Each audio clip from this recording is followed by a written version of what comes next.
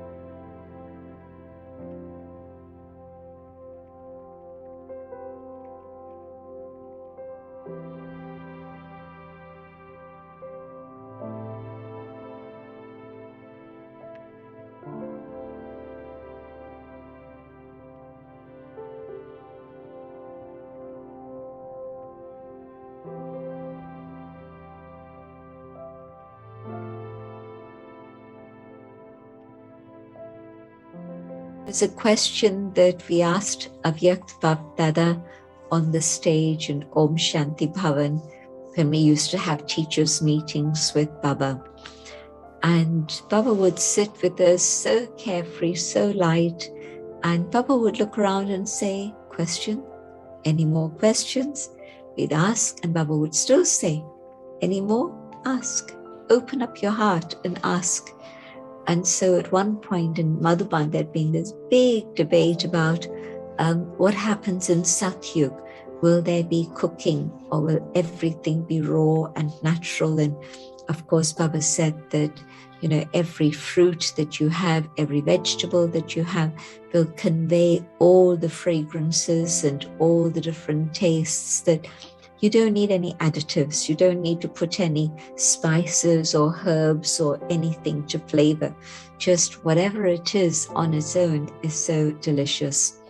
And Baba said, so the imagination of many was that Baba would say, no cooking. And Baba said, yes, there will be cooking. Why? Because the deities want to offer hospitality. And a sign of hospitality is that you cook for others with great love. And I don't know that Lakshmi is going to be stirring the pot, but certainly there'll be others who'll be helping her do it. But Lakshmi will definitely be the one who's giving instructions for what is to be made. But it'll all be done with energy that is without any pollution. Baba didn't specify nuclear energy or solar energy, and some would say that it's probably solar energy. But Baba did say the cooking there is without any smell, without any pollution, without any dirt or anything like that. But yes, there will be cooking, because the deities will want to offer things with a lot of love. And cooking is a sign of love also, hospitality. So yes, there'll be all the fruits and all the juices and everything, but there'll also be cooking going on. So I don't even say I think. It's exactly what I've heard from Avyakt Bab Dada.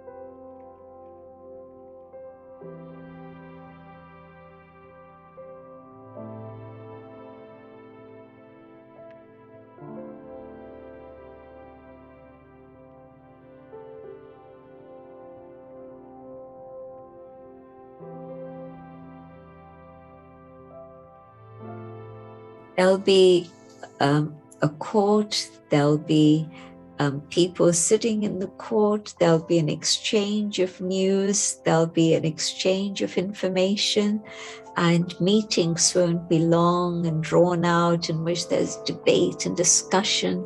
No, but an idea comes, another one accepts.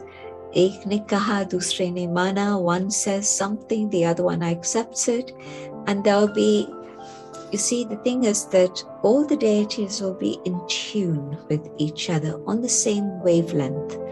And so you don't need to speak a lot. You need to say just a few words and the others understand. There's no complication.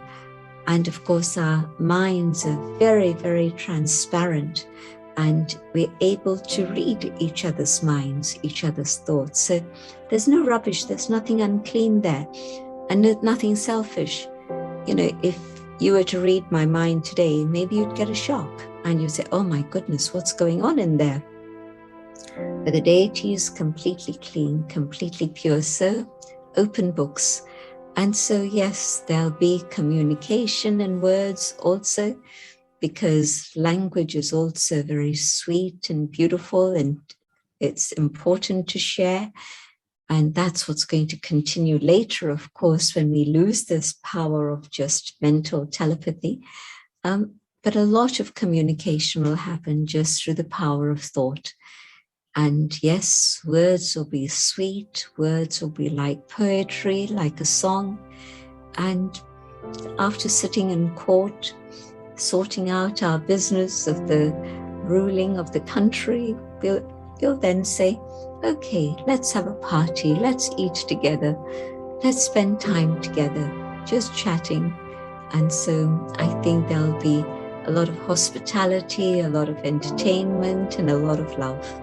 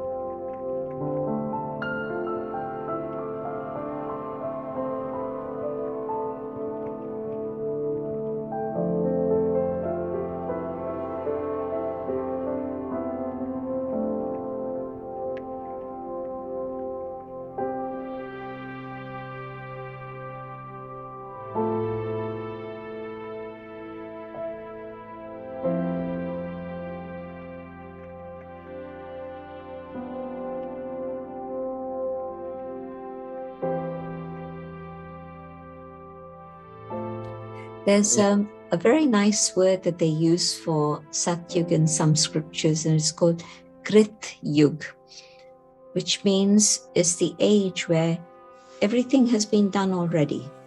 It's already been done, Krit, Karam. So that karma has been done already. So like the farmer, there will be farmers, But the farmer won't have to dig the earth. There won't be any toil or labor or sweat and perspiration involved.